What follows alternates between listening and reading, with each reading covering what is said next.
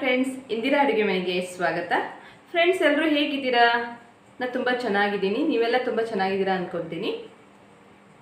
Friends, ಇವತ್ತಿನ ರೆಸಿಪಿಯಲ್ಲಿ ನಾನು ದ್ರಾಕ್ಷಿ ಹಣ್ಣಿನಿಂದ ಯಾವ ರೀತಿ ನಾವು ಒಣ ದ್ರಾಕ್ಷಿ ಮಾಡ್ಕೋಬೋದು ಮನೆಯಲ್ಲೇ ಅಂತ ತೋರಿಸ್ಕೊಡ್ತಾ ಇದ್ದೀನಿ.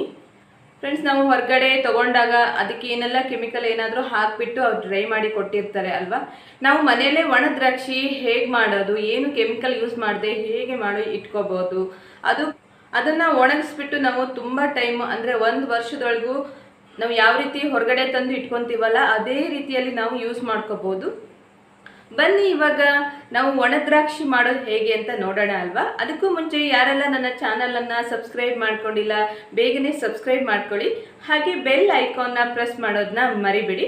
ಇದರಿಂದ ನನ್ನ ನೆಕ್ಸ್ಟ್ ವಿಡಿಯೋ ಯಾವುದು ಅಂತ ನಿಮಗೆ ನೋಟಿಫಿಕೇಶನ್ ಮೂಲಕ ತಿಳಿದು ಬರುತ್ತೆ. ಬನ್ನಿ ಫ್ರೆಂಡ್ಸ್, ಇವಾಗ ಒಣ ದ್ರಾಕ್ಷಿ ಮಾಡೋದು ಹೇಗೆ ಅಂತ ನೋಡೋಣ ಅಲ್ವಾ. ಫ್ರೆಂಡ್ಸ್, ನಾನಿಲ್ಲಿ ಒಣ ದ್ರಾಕ್ಷಿ ಮಾಡೋಕ್ಕೋಸ್ಕರ ನಾನು 2 kg ದ್ರಾಕ್ಷಿನ ತೆಗೆದಿಟ್ಕೊಂಡಿದ್ದೀನಿ. ನೋಡಿ, ಅದನ್ನು ಈ ಥರ ಬಿಡಿಸಿ ಇಟ್ಕೊಂಡಿರ್ತೀನಿ. ನಾನು ಈ ಥರ ಉದ್ದುದ್ದಾಗಿರೋ ದ್ರಾಕ್ಷಿನ ತೊಗೊಂಡಿದ್ದೀನಿ. ಅದು ಯಾವ ಥರ ದ್ರಾಕ್ಷಿ ಬೇಕಾದರೂ ಆಗುತ್ತೆ. ದುಂಡಗಾಗಿರೋ ದ್ರಾಕ್ಷಿ ಬೇಕಾದ್ರೂ ಆಗುತ್ತೆ, ಈ ಥರ ಉದ್ದುದ್ದ ಇರೋ ದ್ರಾಕ್ಷಿ ಬೇಕಾದರೂ ಆಗುತ್ತೆ, ಚೆನ್ನಾಗಾಗುತ್ತೆ. ಇವಾಗ ಇದನ್ನು ನೀಟಾಗಿ ವಾಶ್ ಮಾಡ್ಕೊಳ್ಳೋಣ. ಒಂದು 2 ರಿಂದ 3 ಸಲ ವಾಶ್ ಮಾಡ್ಕೊಳ್ಳೇಬೇಕು. ಯಾಕಂದರೆ ತುಂಬ ಡಸ್ಟ್ ಇರುತ್ತೆ ಅದರಲ್ಲಿ. ಆಮೇಲೆ ವಾಶ್ ಮಾಡ್ಕೊಳ್ಳೋಕ್ಕಾಗಲ್ಲ ನಾವು. ಅದಕ್ಕೆ ಇವಾಗಲೇ ಚೆನ್ನಾಗಿ ವಾಶ್ ಮಾಡ್ಕೋಬೇಕು.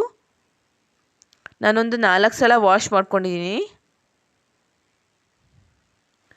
ಆಮೇಲೆ ಅದು ಚೆನ್ನಾಗಿ ವಾಶ್ ಆದಮೇಲೆ ನಾನು ಈ ಥರದೊಂದು ಪಾತ್ರೆ ಇಟ್ಕೊಂಡಿದ್ದೀನಿ. ಇದು ನಾವು ಇಡ್ಲಿ ಮಾಡ್ತೀವಲ್ಲ ಅದೇ ಪಾತ್ರ. ಅದ್ರ ಕೆಳಗಡೆ ಒಂದು ಸ್ವಲ್ಪ ನೀರು ಹಾಕ್ಕೊಂಡು ಆಮೇಲೆ ಅದ್ರ ಮೇಲ್ಗಡೆ ಒಂದು ಪಾತ್ರೆನ ಇಟ್ಕೊಂಡಿದ್ದೀನಿ. ಇದ್ರ ಮೇಲ್ಗಡೆ ನಾವು ಈ ಥರ ಒಂದು ಚೆನ್ನಾಗಿರೋ ಬಟ್ಟೆನ ಇಟ್ಕೋಬೇಕು. ಇದನ್ನು ಏನಕ್ಕೆ ಇಟ್ಕೊತೀವಿ ಅಂದರೆ ನಾವು ಈಸಿಯಾಗಿ ತೆಗಿಬೋದು.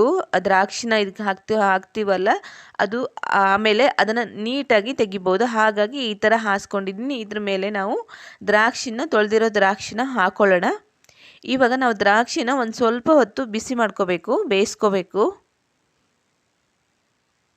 ನಾನು 2 kg ದ್ರಾಕ್ಷಿ ತೊಗೊಂಡಿದ್ದೀನಿ. ಹಾಗಾಗಿ ಒಂದೇ ಸಲ ಹಾಕ್ಕೊತಾ ಇಲ್ಲ, ಸ್ವಲ್ಪ ಸ್ವಲ್ಪ ಹಾಕ್ಕೊಂಡು ಬೇಯಿಸ್ಕೊತಾ ಇದ್ದೀನಿ. ಎಲ್ಲವನ್ನು ಈ ಥರ ಹಾಕಿದ ಮೇಲೆ ಮೇಲ್ಗಡೆ ಅದ್ರ ಕ್ಯಾಪನ್ನು ಮುಚ್ಚೋಣ. ಅದು ಕ್ಯಾಪನ್ನು ಮುಚ್ಚಿಬಿಟ್ಟು ನಾವು ಒಂದು 5 ನಿಮಿಷ ಬೇಯಿಸ್ಕೋಬೇಕು. ಒಂದು ಸ್ವಲ್ಪ ಹೊತ್ತು ಬೇಯಿಸ್ಕೊಂಡ್ರೆ ಸಾಕು, ಜಾಸ್ತಿ ಹೊತ್ತು ಬೇಯಿಸ್ಕೋಬೇಕಂತೇನಿಲ್ಲ. ನೋಡಿ, ಈ ಥರ ಆಗಿರುತ್ತೆ. ಇಷ್ಟು ಬೇಯಿಸ್ಕೊಂಡ್ರೆ ಸಾಕು. ಇದನ್ನು ನಾವು ಸೈಡು ಬಟ್ಟೆ ಇದೆಯಲ್ಲ ಅದನ್ನು ಹಿಡ್ಕೊಂಡು ನೀಟಾಗಿ ತೆಗಿಬೋದು ಮೇಲ್ಗಡೆ. ನೋಡಿ, ಬಿಸಿಯಾಗಿರುತ್ತಲ್ಲ ಈ ಥರ ಎತ್ತಿ ತೆಗಿಬೋದು. ನೀಟಾಗಿ ತೆಗಿಯೋಕ್ಕಾಗುತ್ತೆ. ಇದನ್ನು ಒಂದು ಪ್ಲೇಟ್ಗೆ ಹಾಕಿಟ್ಕೊಳ್ಳೋಣ. ಅದು ತಣಿದ ನಂತರ ನಾವು ಒಣಗಿಸ್ಕೋಬೇಕು, ಬಿಸಿಲಲ್ಲಿ ಒಣಗಿಸ್ಬೇಕು. ನೋಡಿ, ಈ ಥರ ಬಿಡಿ ಬಿಡಿಯಾಗಿ ಒಂದೊಂದನ್ನೇ ಒಣಗಿಸ್ಕೋಬೇಕು.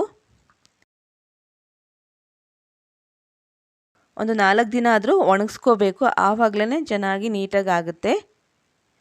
ಇವಾಗ ಇದು ಫಸ್ಟ್ ಡೇ. ನೋಡಿ, ಈ ಥರ ಬಿಡಿಸಿ ಬಿಡಿಸಿ ಒಣಗಿಸ್ಕೋಬೇಕು.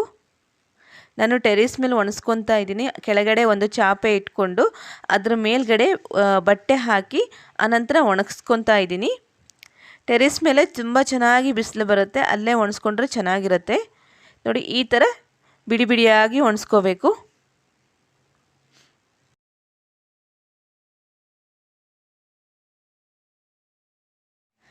ಇದು ಫಸ್ಟ್ ಡೇ. ಸಂಜೆ ಆದಾಗ ನೋಡಿ ಇಷ್ಟು ಒಣಗಿರುತ್ತೆ. ನೋಡಿ, ಈ ಥರ ಫಸ್ಟ್ ಡೇ ಸಂಜೆ ಟೈಮಲ್ಲಿ ಇಷ್ಟು ಒಣಗಿರುತ್ತೆ. ಆಮೇಲೆ ಇದು ಸೆಕೆಂಡ್ ಡೇ ಇಷ್ಟು ಒಣಗಿರುತ್ತೆ. ಥರ್ಡ್ ಡೇ 3ನೇ ದಿನಕ್ಕೆ ಇಷ್ಟು ಒಣಗಿರುತ್ತೆ. ನೋಡಿ, ಇದು 3ನೇ ದಿನ. ಇವಾಗ ಬಿಸಿಲು ಚೆನ್ನಾಗಿದೆ, ಹಾಗಾಗಿ ಆದಷ್ಟು ಬೇಗ ಒಣಗುತ್ತೆ. ನೋಡಿದ್ರಲ್ಲ ಫ್ರೆಂಡ್ಸ್.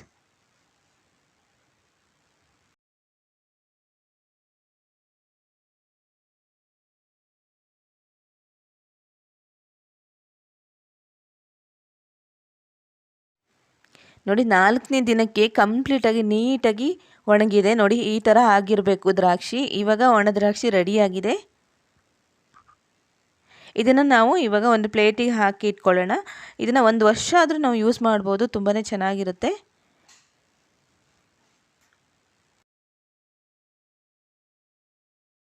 ಆಗಿದೆ ನೋಡಿ, ಈ ಥರ ಆಗಿಬಿಟ್ಟಿದೆ. ಎಷ್ಟು ಚೆನ್ನಾಗಾಗಿದೆ. ಸೇಮ್ ನಾವು ಅಂಗಡಿಯಲ್ಲಿ ತೊಗೊಂಬರ್ತೀವಲ್ಲ, ಸೇಮ್ ಅದೇ ರೀತಿಯಲ್ಲಿ ಆಗಿರುತ್ತೆ. ಇಲ್ಲಿ ಯಾವುದೇ ರೀತಿಯ ಕೆಮಿಕಲ್ನ ಯೂಸ್ ಮಾಡಿಲ್ಲ, ಹಾಗೆಯೇ ಮಾಡಿರೋದು. ತುಂಬಾ ಚೆನ್ನಾಗಿರುತ್ತೆ. ಹಾಗೆ 1 ವರ್ಷದ ನಂತರವೂ ಕೂಡ ನಾವು ಯೂಸ್ ಮಾಡ್ಬೋದು ಇದನ್ನು. ಫ್ರೆಂಡ್ಸ್, ಇಂಥದ್ದನ್ನೆಲ್ಲ ನಾವು ನಮ್ಮ ಮನೆಗಳಲ್ಲಿ ನಾವೇ ಮಾಡಿಕೊಂಡ್ರೆ ತುಂಬಾ ಚೆನ್ನಾಗಿರುತ್ತಲ್ಲ, ನಮ್ಗೆ ಯೂಸ್ ಮಾಡೋಕ್ಕೂ ತುಂಬಾ ಇಷ್ಟ ಆಗುತ್ತೆ. ಹಾಗಾಗಿ ನೀವು ಕೂಡ ಇದೇ ಥರ ಟ್ರೈ ಮಾಡಿ ನೋಡಿ ಒಂದ್ಸಲ. ನಿಮಗೆ ಇಷ್ಟ ಆಗೇ ಆಗುತ್ತೆ ಅಂದ್ಕೊತೀನಿ. ನಿಮಗೆ ಈ ವಿಡಿಯೋ ಇಷ್ಟವಾಗಿದ್ದರೆ ಲೈಕ್ ಮಾಡಿ, ಹಾಗೆ ಶೇರ್ ಮಾಡಿ, ಸಬ್ಸ್ಕ್ರೈಬ್ ಮಾಡೋದನ್ನ ಮರಿಬೇಡಿ.